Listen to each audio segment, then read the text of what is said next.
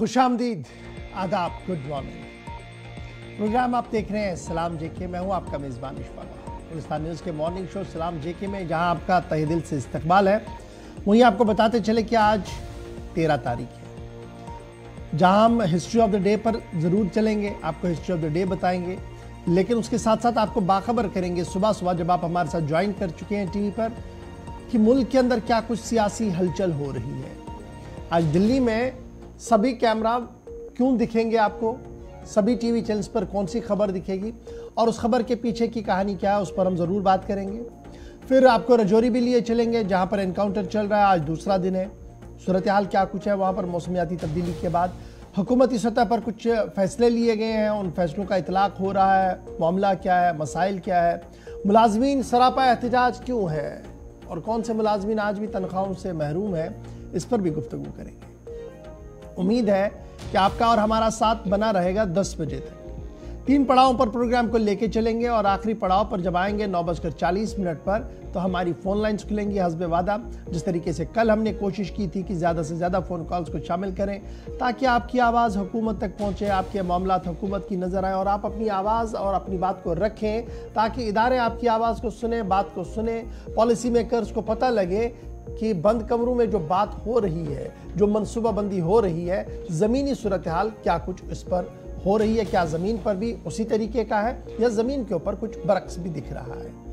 तमाम मामला देखने के लिए टीवी पर तो आप हमारे साथ ज्वाइन कर चुके हैं, आप हमारे साथ फटाफट से ज्वाइन करेंगे हमारी राब्ता साइट फेसबुक पर, जहां पर ऑफिशियल पेज पर हम बराह रास्त नशरियात देकर आते हैं, फिर यूट्यूब, ट्विटर, इंस्टाग्राम पर भी, और आप हमारे साथ ज्वाइन करेंगे हमारी ऑफिशियल वेबसाइट www.gulistannews.in पर, जहां 3 ज़ुबानों में खबरें हम आप तक पहुंचाते हैं, हिंदी, उर्दू और अंग्रेजी में। बराह रास्त टीवी भी वहाँ पर चल रहा है, टीवी की नशरियात चलती है, वहाँ पर जो बात आप हम तक पहुँचाते हैं उसे हम ज़रूर कबूल करते हैं, उसे नाफिजुल अमल भी करते हैं। जो तनकीद आपकी तरफ से होती है वो हमारे लिए मशलेरा होती है। मुझे उम्मीद है कि ये प्यार, ये मोहब्बत आपका आज भी हमारे साथ रहेगा। फिलहाल प्रोग्राम का आगाज़ यानी हिस्ट्री ऑफ द डे मेरे साथी आसिफ रशीद दिल्ली स्टूडियो में मौजूद है, जो बताएंगे तारीख के पन्नों में आज अहम तरीन चंद वाक़यात क्या कुछ गुजर चुके हैं।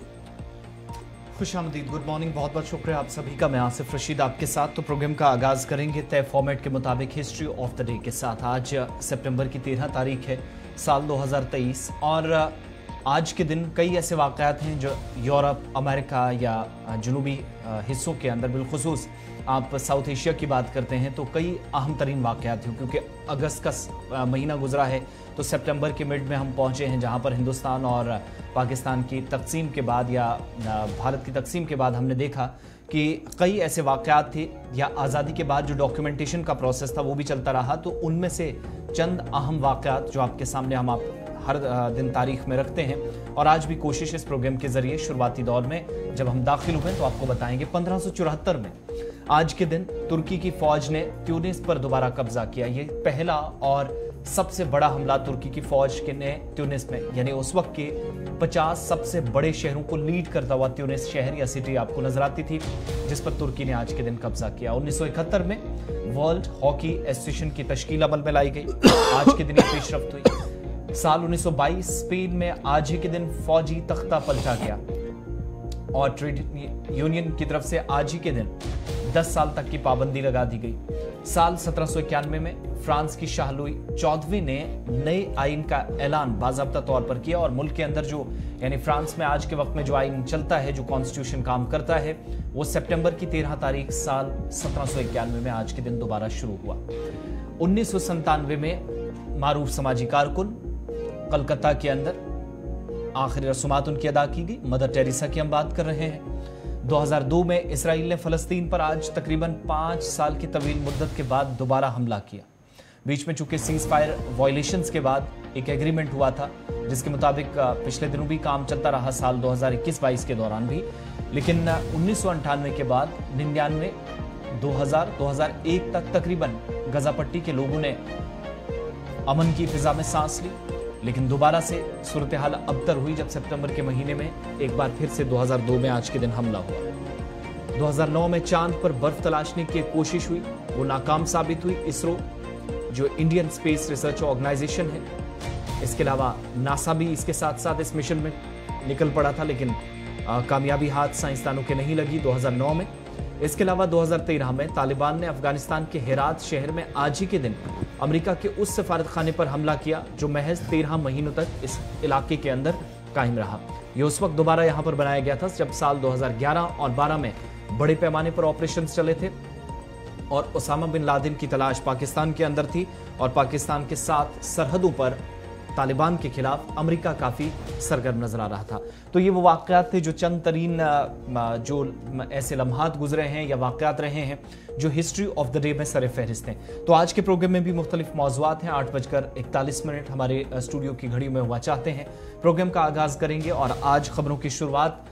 सियासी खबर के साथ होगी क्योंकि सबकी नजरें दारुल हुकूमत नई दिल्ली पर टिकी हैं। इंडिया इत्तेहाद की एक और अहम मीटिंग पटना के बाद महाराष्ट्र के अंदर और महाराष्ट्र के बाद आज ये तीसरी और बड़ी इंपॉर्टेंट मीटिंग जिसमें बहुत सारे शायद दरवाजे खुलेंगे आज शाम नई दिल्ली के अंदर मुनक्किद होगी। चलिए जनाब, बड़ी खबर का करते हैं आगाज जिस पर आज सबकी नजर रहेगी और बात करेंगे इंडिया इत्तेहाद की, उस इत्तेहाद की जिसमें 16 से ज्यादा पार्टियों ने शमूलियत इख्तियार की है और आज उनका एक और अहम तरीन इजलास शरद पवार की रिहाइशगाह पर शाम 5 बजे मुनक्किद होने जा रहा है। पार्टी ज़राया और इत्तेहाद के ज़राया के मुताबिक आज का इजलास इंतहाई अहम है क्योंकि इस इजलास के अंदर जहां एजेंडे को सेट किया जाएगा कि आने वाले 2024 के इंतखाबात को किस सिमत और किस तरीके से लड़ना है, सीट शेयरिंग का मामला भी तय किया जाएगा। वहीं पर जम्मू कश्मीर के 2 साबिक वज़राए आला महबूबा मुफ्ती और उमर अब्दुल्ला इस मीटिंग के अंदर शरीक होंगे क्योंकि 14 रुकनी कोऑर्डिनेशन कमेटी जो बनाई गई थी उसका अहम तरीन इजलास आज दिल्ली के अंदर मुनक्किद होने जा रहा है और यह इजलास नेशनल कॉन्फ्रेंस की तरफ से भी कहा गया कि काफी क्रूशल है, काफी अहम है। पीपल्स डेमोक्रेटिक पार्टी ने कहा कि भारत के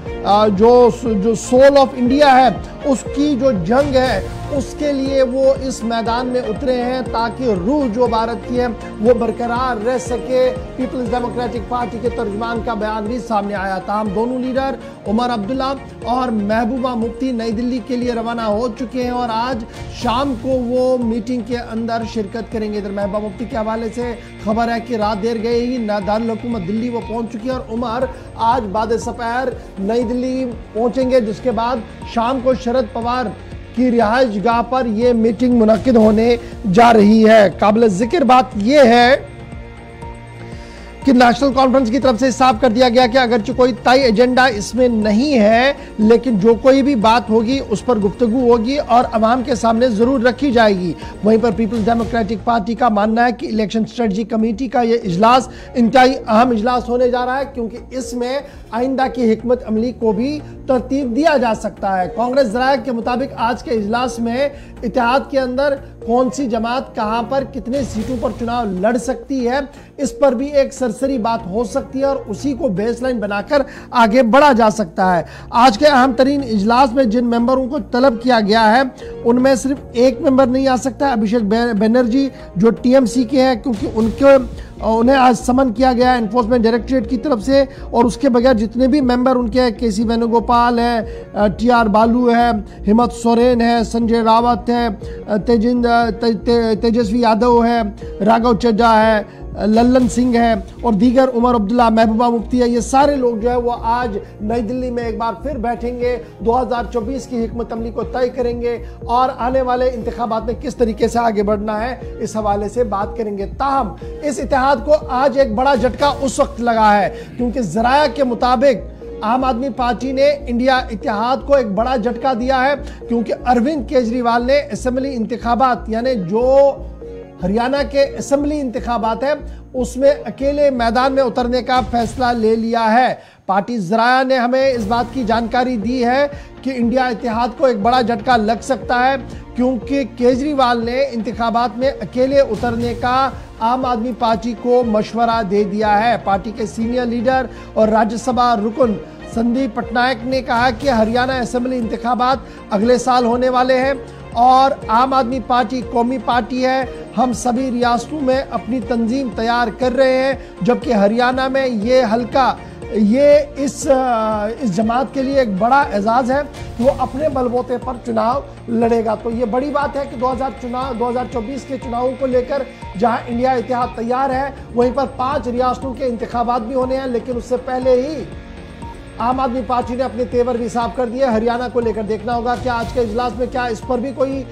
हिकमत अमली तरतीब होती है कि आने वाले 5 रियासतों के अंदर क्या सभी जमातें एक दूसरे का साथ देकर इंतखाबी दंगल में आएंगी या सब अलग अलग होंगी, या सिर्फ 2024 के इंतखाबात के लिए ही ये इत्तेहाद काम करेगा। सबकी नजरें आज शाम पर रहेंगी, जहां पर शरद पवार की रिहाइशगाह पर यह इजलास तलब किया गया है और तमाम लीडरान दिल्ली के अंदर मौजूद रहेंगे। आहिस्ता आहिस्ता करके सारे लीडर्स दिल्ली पहुंचना शुरू हो गए और आज सबकी नजरें शरद पवार की रिहाइशगाह पर रहेंगी, जहां पर उमर अब्दुल्ला, महबूबा मुफ्ती,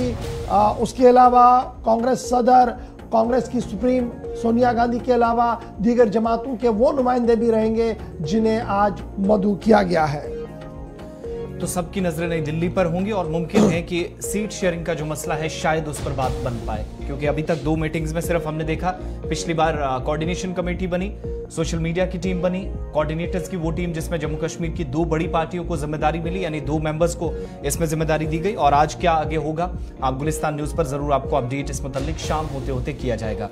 आगे बढ़ेंगे, बात मरकज के ज़ेर इंतजाम जम्मू कश्मीर की अब करते हैं, क्योंकि यूनियन टेरिटरी के अंदर मिलिटेंसी मुखालिफ ऑपरेशन मुख्तलिफ इलाकों के अंदर चलते हैं और सर्च ऑपरेशन एनकाउंटर्स में तब्दील होना, ये कुछ एक इलाकों में इन दिनों जो अब तक वादी के अंदर मुख्तलिफ अजला में मुख्तलिफ हिस्सों में हम देखते थे, अब सरहदी अजला राजौरी पूंछ के अंदर एक आम सी बात हो गई है। राजौरी से बड़ी खबर यह है कि कल ऑपरेशन शुरू हुआ था, लेकिन इस वक्त ऑपरेशन दूसरे दिन में दाखिल हो गया है। अब सुबह जैसे ही दोबारा से सूरज की किरणें इस इलाके पर पड़ी, राजौरी के इस बालाई इलाके के अंदर जहां कल बाद सहपहर ऑपरेशन शुरू हुआ था, 1 मिलिटेंट की हलाकत की तस्दीक हुई थी, जबकि जवाबी कार्रवाई जो चूंकि मिलिटेंट्स भी मुसलसल फायरिंग कर रहे थे इस जंगली इलाके के अंदर, तो एडीजीपी जम्मू के बयान के मुताबिक जो उन्होंने तस्दीक की है, 1 एसपीओ समेत कुल 4 जवान जख्मी हुए थे, जबकि 4 जवानों में से एक एडीजीपी जम्मू ने तस्दीक की कि शाम देर गए जख्मों की ताब न लाते हुए नारना इलाके के अंदर जिस जवान को गोली लगी थी, फौज का जवान चल बसा है। इस तरीके से 3 लोग अभी भी जख्मी हैं। ऑपरेशन का दूसरा दिन है,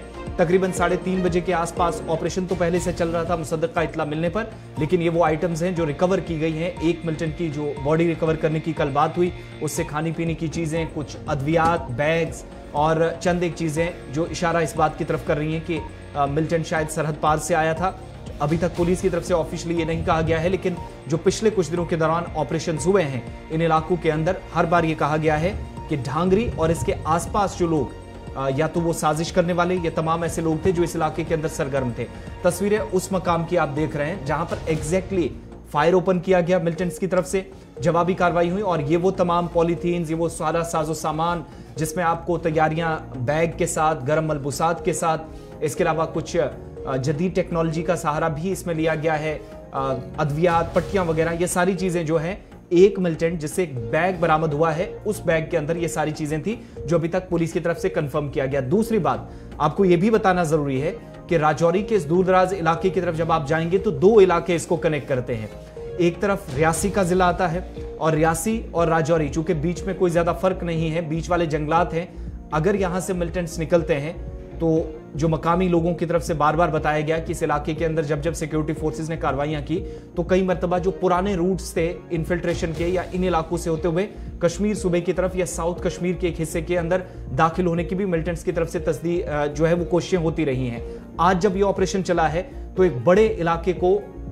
सिक्योरिटी फोर्सेस की तरफ से, जिसमें जम्मू कश्मीर पुलिस भी है और फौज की राष्ट्रीय राइफल्स है, वसी पैमाने पर सर्च ऑपरेशंस इस वक्त चल रहे हैं और दूसरे दिन में ऑपरेशन इस वक्त दाखिल हो चुका है। मौसम की नासाजगार, यानी मौसम नासाजगार है, मतलब आलूद है, हल्की बूंदाबांदी भी हो रही है, धुंध भी काफी ज्यादा, और उसके बावजूद भी राष्ट्रीय राइफल्स और पुलिस का मुश्तरका ऑपरेशन इस इलाके के अंदर अभी सुबह तक जारी है। सीधे अपने नुमाइंदे जमशीद मलिक के पास चलेंगे जो इस वक्त ग्राउंड जीरो से हमारे पास ज्वाइन कर चुके हैं। जमशीद, बहुत शुक्रिया जी ज्वाइन करने के लिए। अपडेट करें ये जो कल हम खबर ब्रेक कर चुके हैं एनकाउंटर की, जिसमें कल ही हमने बताया कि मिलिटेंट भी मारा गया, जवान जख्मी हुए, और इस बीच वो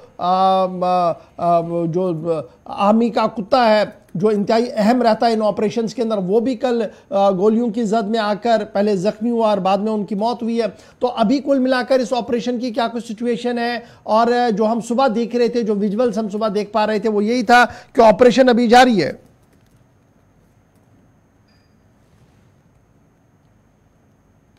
काफी वसी इलाका और घना जंगल होने के कारण इस इलाके में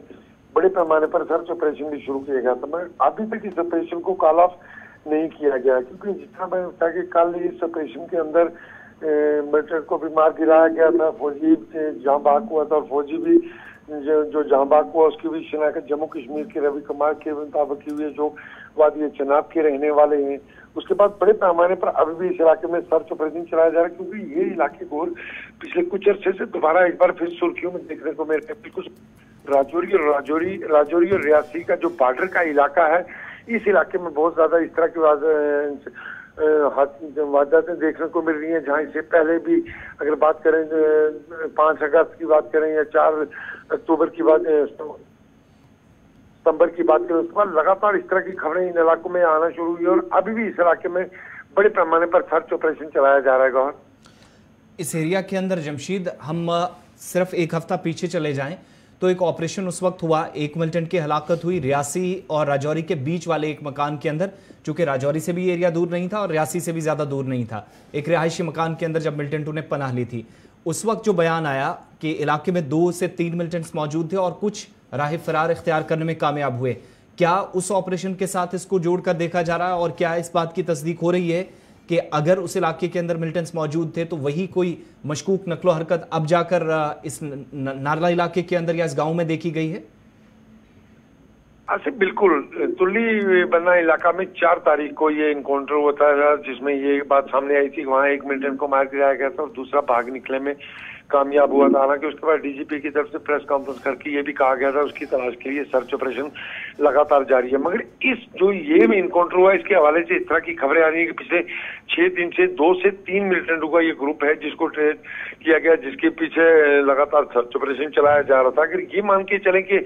ये 3 मिलिटेंटों का ग्रुप है तो वहां जो कहा जा रहा था वहां 1 मिनट कहाँ जाए, इसका मतलब हम ये मान के चल सकते हैं ये नया ग्रुप है, ये ऑलरेडी इस इलाके में पहले से ही मौजूद था, ये हम कह सकते हैं। क्योंकि जिस तरह पहले कहा जा रहा है कि उस तुल्लीबन्ना इनकाउंटर में 1 मिलिटेंट को मार गिराया और दूसरा भागा था, मगर इसमें ये कहा जा रहा है कि 2 से 3 मिलिटेंटों का ग्रुप है, क्योंकि परसों देर शाम को ही 2 में मुश्तबा अफराद देखे जाने के बाद इस इलाके से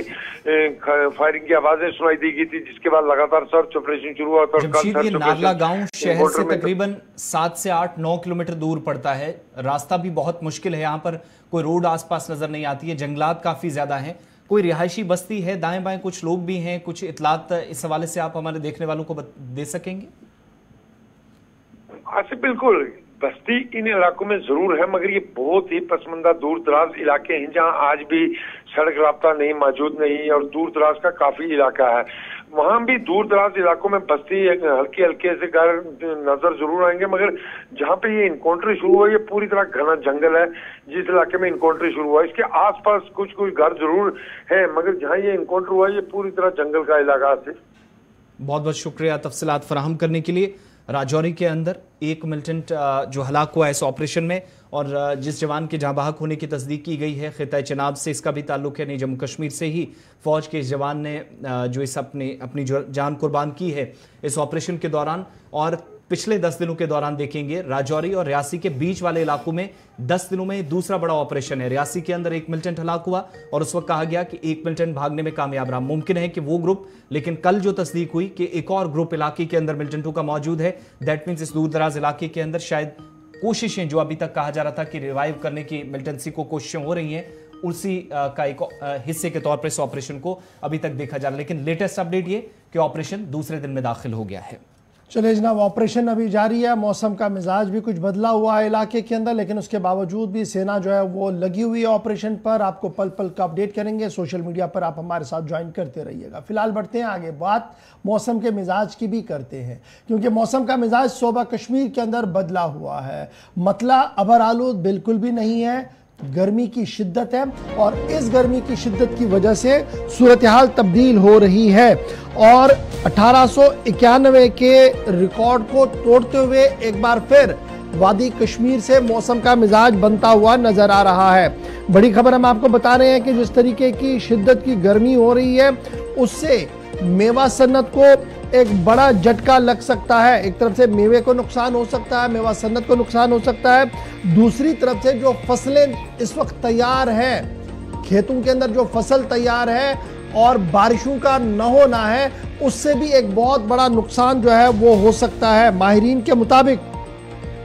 अगर सूरत हाल इसी तरीके की रही तो सेब की सन्नत को एक बड़ा झटका लगता हुआ नजर आ रहा है। इधर इब्तिदाई रिपोर्ट्स के मुताबिक जो लगातार खबरें हम आपको दिखा रहे हैं और बता रहे हैं, उसके मुताबिक आने वाले अभी 5 से 6 दिनों तक मौसम का मिजाज इसी तरीके का रह सकता है और कोई भी तब्दीली इसमें मुमकिन नहीं है।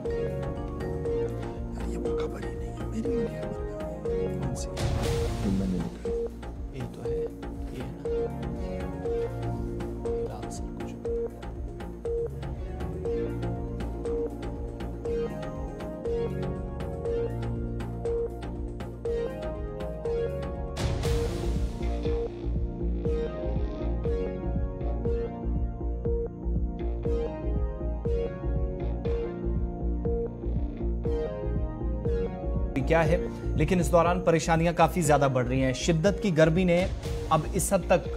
बहुत सारे इलाकों के अंदर आप ऐसी बदहाली भी दे सकते हैं जिसका डायरेक्टली इंपैक्ट जो है वो फ्रूट पर पड़ने लगा है, या फिर इन दिनों ये 2 महीने बड़े इंपॉर्टेंट किसानों के लिए होते हैं और जो लोग काश्तकारी पर ही सिर्फ इन्हिसार करते हैं, एक बड़ा तबका जम्मू कश्मीर के अंदर, चाहे वो धान की फसल हो, चाहे वो दीगर जिनमें मक्की की खेती बड़े पैमाने पर होती है, या फ्रूट का सीजन, जिन जिन एरियाज के अंदर सबसे ज्यादा लोग फ्रूट पर इन्हिसार करते हैं उसमें कश्मीर सूबा सबसे ऊपर, जम्मू के अंदर बहुत सारे इलाके इसी तरह के कामकाज से लोग निकलते हैं। लेकिन सितंबर के 35 डिग्री के आसपास दर्जा हरारत रही है और जब महकमे मौसमियात की पेशन गोई को हम देखते हैं, उनका मानना है कि 2019 में इस तरीके का निज़ाम देखने को मिला था कि आज की तारीख में कल दिन में इतना शिद्दत की गर्मी थी, और फिर जब और वो पीछे खंगालते हैं तो वो कह रहे हैं कि जनाब तकरीबन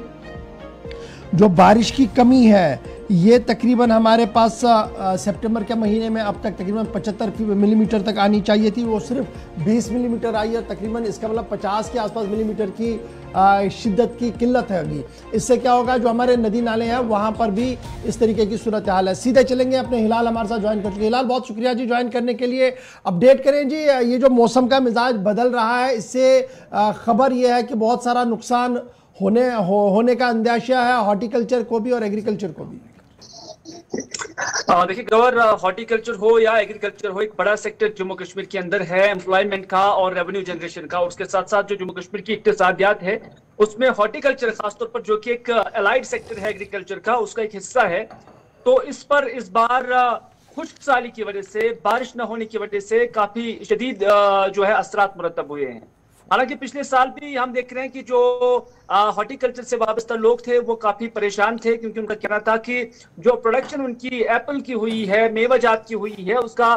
भरपूर मुआवजा उन्हें नहीं मिला है या भरपूर कीमत उन्हें नहीं मिली है, और उसमें गवर्नमेंट की पॉलिसीज को उन्होंने जिम्मेदार ठहरा था। लेकिन इस बार अब कुदरत पे वो काफी नाराज है इस एतबार से कि बारिशें नहीं हुई है, जो सेब का कलर है या सेब की जो क्वालिटी है उस पर असर हुआ है। दूसरी बात यह कि जो एग्रीकल्चर सेक्टर के अंदर चाहे हमारी सब्जियां हैं और उसके साथ साथ धान की फसल है, उसको भी नुकसान पहुंचा है। लेकिन उसके लिए वो सिर्फ कुदरत को ही जिम्मेदार नहीं ठहरा रही हैं, बल्कि एडमिनिस्ट्रेशन को भी किसी हद तक जिम्मेदार ठहरा रहे हैं, इस एतबार से कि जो हमारे नदी नाले हैं जहां से आपाशी की नहरें निकलती हैं, वहां पर जो एक्सट्रैक्शन हो रही है रेत की, बजरी की, वो अनसाइंटिफिक तरीके से हो रही है। उससे क्या हो जाता है कि जो उसके शाखें निकलती हैं, जो नदी, इन बड़ी नदियों से जो छोटी छोटी जो स्ट्रीम्स निकलती हैं, उनका जो लेवल है वो काफी अप हो गया है, जबकि जो मेन सोर्स है उसका लेवल डाउन हो गया है। उसकी वजह से क्या हुआ कि पानी इन छोटी छोटी नदियों में नहीं आता है, इन छोटी छोटी स्ट्रीम्स में नहीं आता है। नतीजा ये है कि ये किसान अपने जो बागात है, अपनी जो जमीनें हैं, अपने जो खेत खलियान है, उसकी आपाशी करने में भी नाकाम रहे हैं।